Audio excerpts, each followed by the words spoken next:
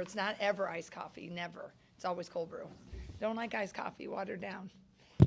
There we go. In case we're ever on a game show together, you'll know what my preference is. All right. After you got a chance to look back at the Northwestern game, just what did you see that maybe you liked, maybe you didn't like? Yeah, it just was one of those games where the beginning was really great. It came easy in the sense of like we were running well. Ava was, pretty much, on the whole game. But it was really weird when that foul trouble happened with her. We just got off the rails and we never found a way to get back on. Joe McEwen is a really good coach, and he has shown a lot of zone. He played all player. He got a little bit more pressure than he has played. So just different things. He doesn't have all those wins where he throws a few wrinkles in there. So credit him in the sense that he hadn't played that type of game plan. I thought he might pressure. He's done that. But I thought his kids played really, really hard. We just had an off day. And that's on me. I thought we had us prepared. But, I think it just a lot of times when it comes together, when, you have a kid that's not feeling well, a couple are in foul trouble, someone's not hitting, it's just a perfect storm. So I again, I watched the film. We're going to work on a lot of things to trying to clean up the offense. We were a little sloppy in that. So today will be a good day to focus on us with that a little bit. But nothing that was not what I lived through the first time. When you watch it again, it was pretty true to form. When you sat Ava with one foul early, is that because you have confidence in Layla and your depth there, or is that because you knew Ava was going to be important and didn't want her to pick up that second foul too quickly? Take me through that decision. Yeah, it was mostly all of that, but trying to get Ava not a quick one right away. We're just trying to just get her to think about it, because I know Randy Henderson and we've been working in practice to get her to understand. You have to, after one, then you got to make some different decisions right away, right? You just can't be as risky if you think you can maybe get a steal or whatever. So it's mostly just to try to prevent what happening. And I do think Layla is a nice counter when you come off the bench, because you're dealing with defending Ava and her speed and her quickness, who's kind of a stretch 4 playing the 5, and then you have a really good, strong center with Layla. But it just didn't work out that night because both of them got in foul trouble. But that's what was our philosophy. Coach, you're 15 games in now, which means you're halfway through. What's kind of the state of the union? What do you like about this team? What do you see as far as shortcomings and where you need to go? I think that what I told the players, I think that we have so much growth and improvement yet that we can do. And I think that's exciting if we do it. Because a lot of teams, I don't know if you can be at the halfway point and think, whoa, we could really get this much better. The goal is always to be playing your best basketball, in February, right, that middle to end of February, and take off right in March. And I think, that's what I think we can do. But I feel like we have so much that we can conquer, and we've had a pretty good start. So that has me really excited. I don't know if I've, in all the years, in all my roles, if I had really looked at a season and thought, man, we can get a lot better. And I think that goes, if you look at us, the positive is, what I like is, who kind of is the big cogs in our wheel, but a lot of times it's 4 people in double figures. Sometimes the star is Chit Chat. Sometimes it's Ava. A lot of times it's Hannah. Taylor McCabe will be a sniper right when you need it most. So I think that's what's kind of nice. I love the fact that we're doing this. I think a lot of people are discounting how big of a role that Kylie Feuerbach plays for us.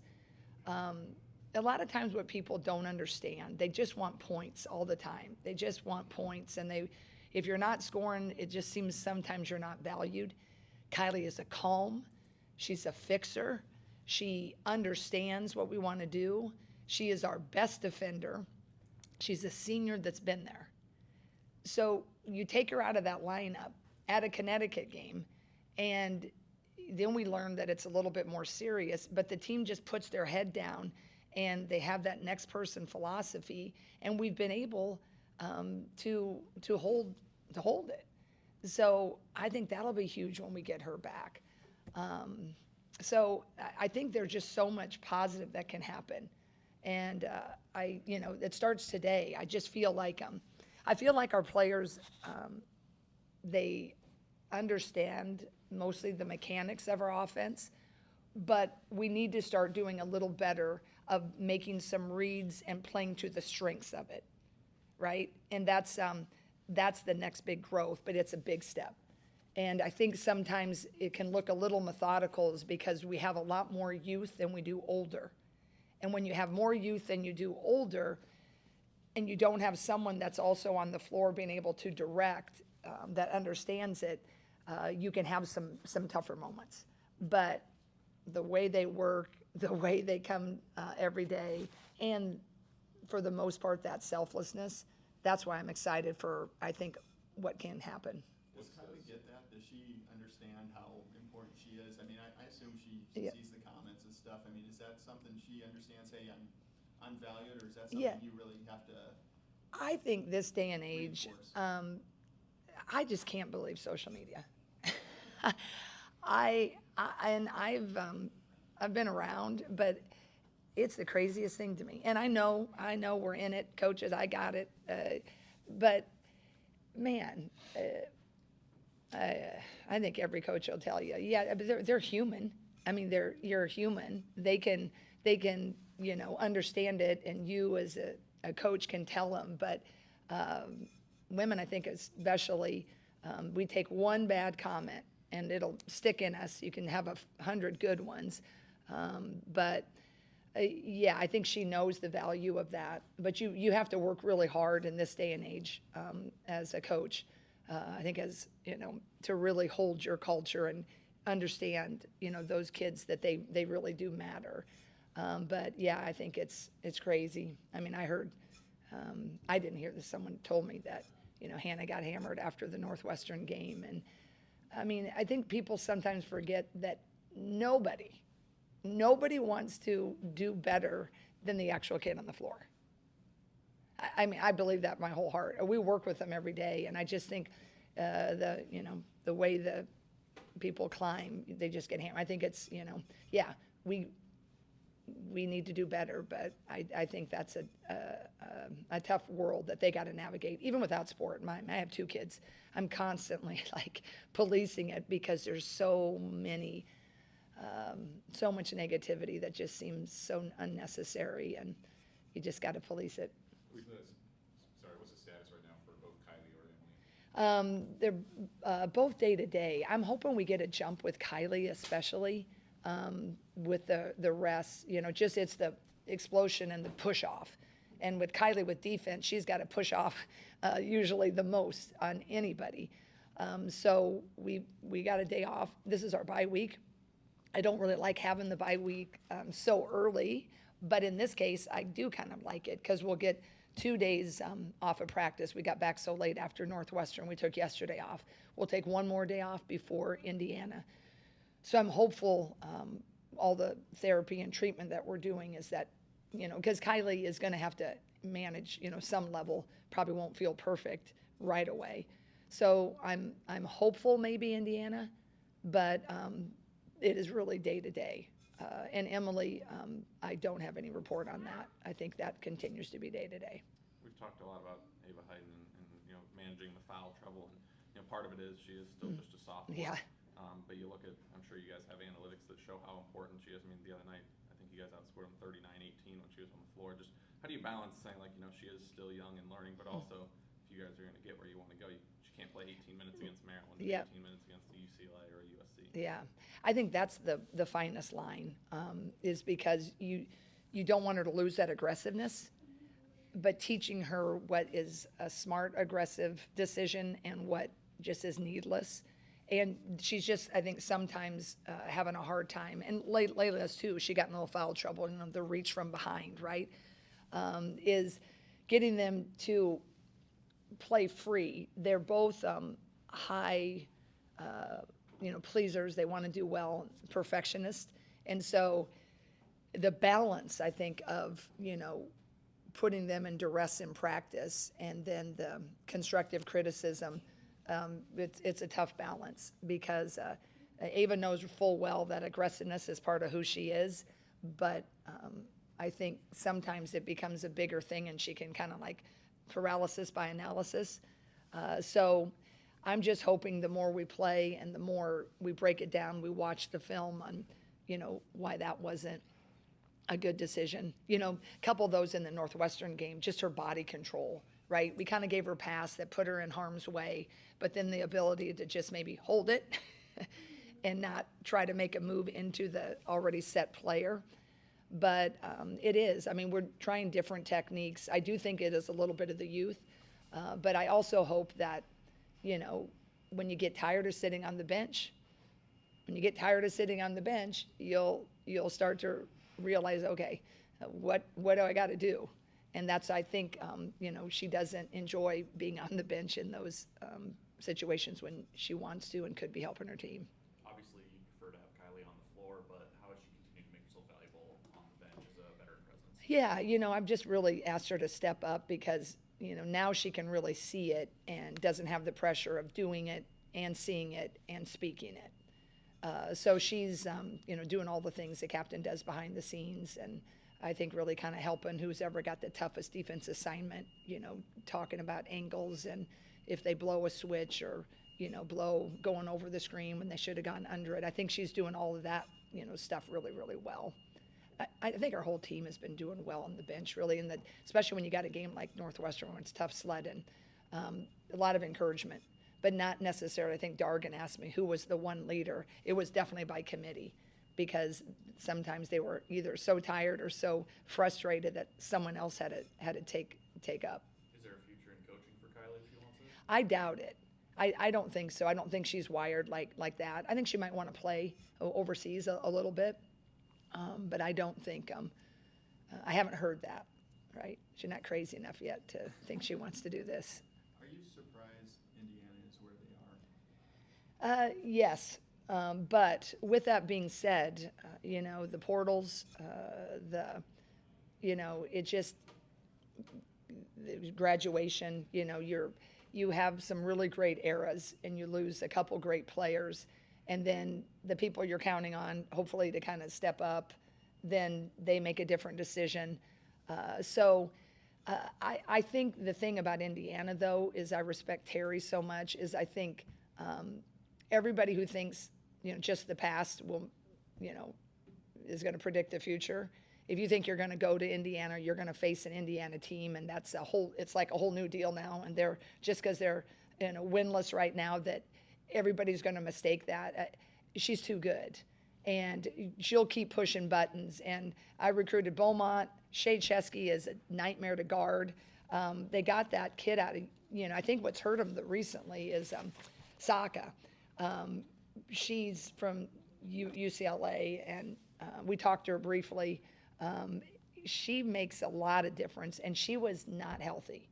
So they're going to be scary for anybody. Terry's really good. Her staff's really good. As much as it can go one way, if you get a taste and it goes the other, they're still a really, really good team. It's just sport, man. It can go one way or the other on you. But what I've seen on film, I'm still very, very, concerned. That's going to be a tough one for us going in. You kind of just hit the thing that I was going to ask. I mean, they play at Nebraska tomorrow, and that they could come in at 0-5 in Big Ten play. Just obviously, as you said, you watch the film, you prepare. They're not an 0-5 team in terms of the talent that they have. Is there any level of concern about the part that you can't manage of them coming in and just backs against the wall on their home court? Yeah. Maybe Shea Chesky makes like 7 Yeah. or something. Is that just a concern of maybe it comes together that night? Yeah, I mean, I think it is. I mean, I think, I would have rather played him right off the bat, or I'd rather play him in about 2 or 3 weeks from now. I think they're definitely going to be, if they get some confidence and they get a win at Nebraska, then all of a sudden it's kind of back, in my mind, to the old, that battle, right? If they don't, there's definitely a point where the teams, they got to start making that decision, right? Similar to you guys in Yes, Washington. right. It's going to be one of those moments, right? So we're going to have our work cut out for us either way. And the thing that's the wild card is we've had some battles with Indiana, right? Those kids, like you go back to, all the Caitlin years, even before that when we had Megan, it's a really good rivalry. So that's the fun of sports. Rivalry can override records. Always has, always will. It doesn't matter. You look at the in-state rivalries, you look at the biggest rivalry in sports, that 1 or 2 times when it just 100% looks like on paper, this is the way it should be. That's what I think is cool about sports, when rivalries, they just overrule it. And I think this has the potential. So I honestly, I don't really, I see, records, but I don't really watch and look at how people are doing. But I never really trust the records or the standings. I certainly don't trust that with Terry and what I know that, she's capable of. And look at her storied career is like, I think, all of us, if you coach long enough, it all kind of happens. A tough spot, amazing spot, medium spot, and I just think she's in a tougher spot right now. I'd like to extend that for a week, and then I'll go back to being her, her friend and cheerleader, but I don't expect anything less than a really hard-fought game over there. What was the recruiting process like for Layla, especially? She's coming from Alaska. I'm doing a story on her. What was the recruiting process to see that she was a right fit for here? She was mentioning that she was getting triple teamed, up in Alaska because Yeah. no one could manage her Right. size-wise. I had kind of, heard about, you see kids, bigs are harder to come by. And, some people just don't recruit bigs. They want positionless basketball. I really love the bigs, as we know. And so then I got a glimpse of her at a EYBL tournament in Chicago, but she isn't on the EYBL circuit. The EYBL teams are kind of in the middle, and then the next level is right on the periphery. And it really, there's a lot of great players. But I kind of saw her over there, and I walked over, and then you could tell the coaches, starting to migrate. And that was the first time I'd seen her play live. And it only took one trip up the court. You could see how hard she played, her motor was. She has really good hands. The thing that Layla's just learning now is the game's a lot faster. And with the way we play, she has to kind of slow it down a little bit. There's other options she needs to look for before she just makes that move. And so it's just the pace of play and then our style. But boy, what she has physically, just keeping her confidence up and her patience level. But, going back to the recruiting, then it was clear. Those who like bigs, it became a pretty big-time battle. But she's just the greatest kid, and I'm sure you'll see that when you're interviewing her. And I think the sky's the limit for her.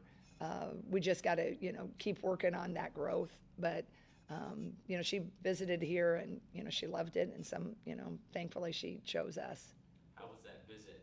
When she said that you went up there Yeah. to Alaska, I guess, how was that visit? Did you do anything fun while Yeah. you were up there? Well, I was doing a West Coast swing, so I did the red eye. I flew up there. I was there for about 12 hours. Took a flight to California. I can't remember if I saw. I can't remember what California kid I saw. It was in about 48 hours, and I think I also in the middle of it. I think I met with Wright Thompson. He wrote that big expose or whatever you call it on Caitlin Clark that time. So it was just this crazy 48 hours it seemed like. But yes, the drive was beautiful. I met with her coach and her AD, which were great, and watched her play a little volleyball and basketball. It was in the fall. And then the coach, I don't know if I can find it on my phone. I need somewhere in there, I'll show you. She said, hey, you want to stop by my house? I got some moose jerky for you. And I said, well, never had moose jerky, but yeah. Well, I go by her coach's house, and her and her husband are big Alaska hunters.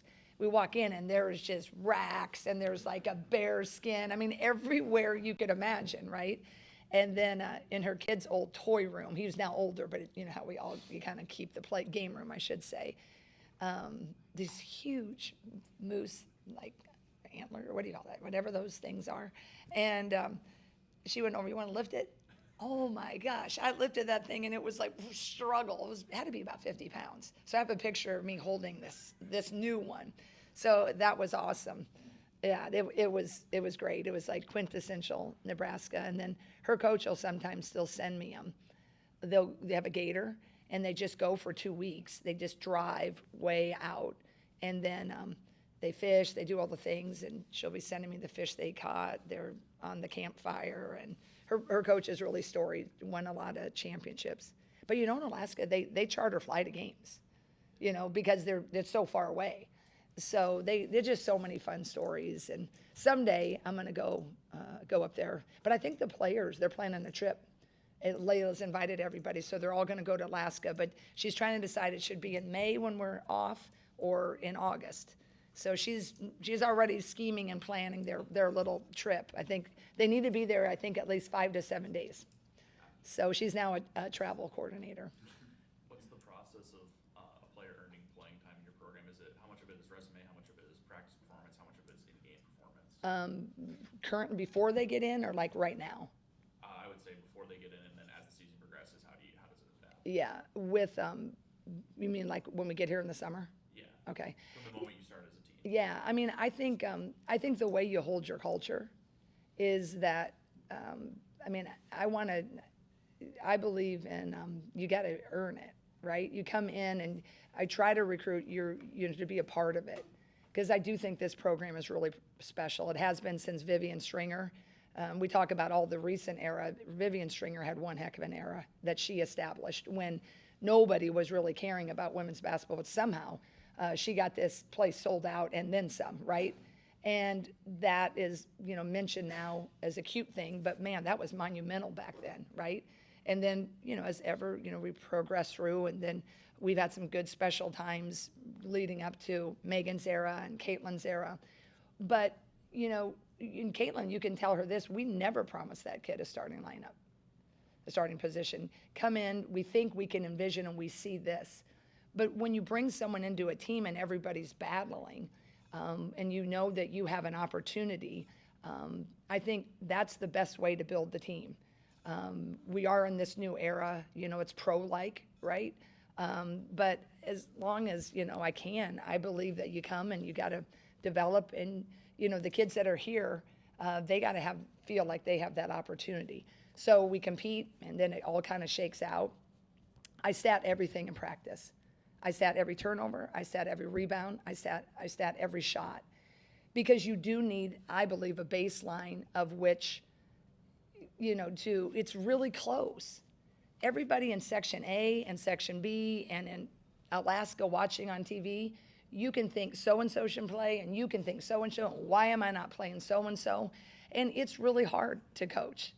And these kids are working their tail off, and I love every single one of them, and they can bring something different, every single one of them. So it is really close, and I got a staff of opinions to manage.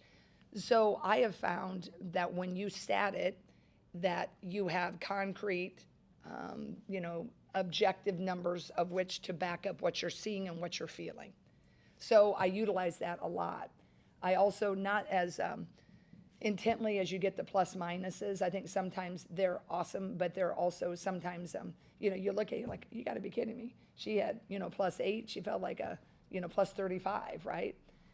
We have another segment of who's making who better on the floor.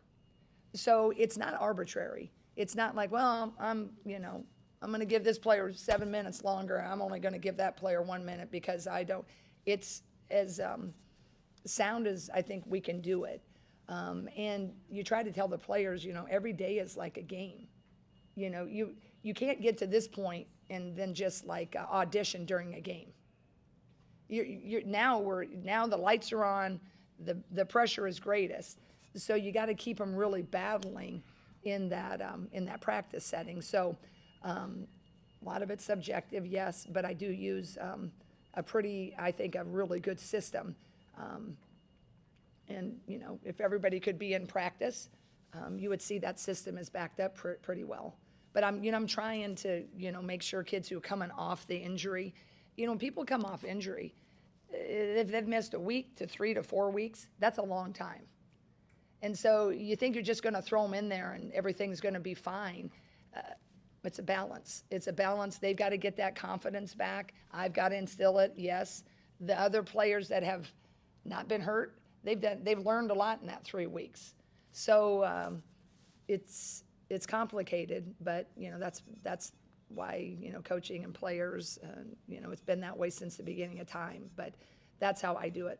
And then is it wide open, 1 through 10, like where everyone's going to like, because Coach Ferentz likes to say every position's wide open during fall camp, during spring. Is that the same way you approach it, or are there some Yep. that are like, we're putting this one, like they're going to be in a Yeah, I mean, I think, yes, it's wide open, but I mean, was Caitlin threatened?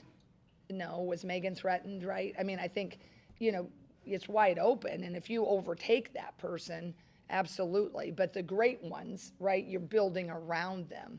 But I think that, I think this era, it's just interesting, like you just think, oh, these people are going to come in and whatever. But I believe a team is stronger, it's more unified, and the culture can weather everything we're going through if you recruit to it. And I do share Kirk's philosophy. And sometimes, when you get through that process, what was in the beginning, and then when you get here, a lot of that can be forgotten or misconstrued. And so you really have to battle for that culture every day, right? And so, yes, it is wide open, but I think when you have your key positions, right? Like Gronowski, we didn't have really a quarterback, right? That's why he was brought in. I think those are different with football, with what that is. But when you're recruiting someone to come in, you think definitely they can be a key player, but some people just take a little time to develop. And the cool part about sport is sometimes upperclassmen don't relinquish. That's when you're good. It's just like, they're not just like, okay, they're going to play her and I'm just going to just not do what I need to do this summer. And I think that's why Kirk, and I'm sure Ben's the same way, is like, it should be wide open. Because I think that's when teams are really formed. You kind of storm and competing, and then the best kind of go to that starting lineup. But I think that's to me, that's the only way that I feel like that I coach, and I feel like everybody feels like they matter.